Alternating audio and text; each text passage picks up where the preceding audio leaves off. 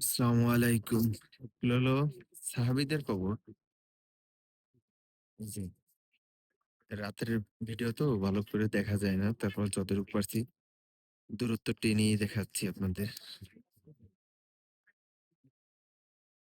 আর এটা হলো মসজিদ।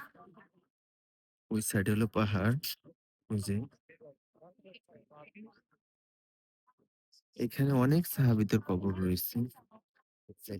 কিছু আছে দেখা যায়, আর কিছু দেখা যাচ্ছে না।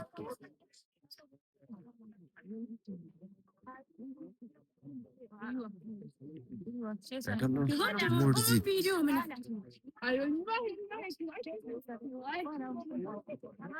বুঝতে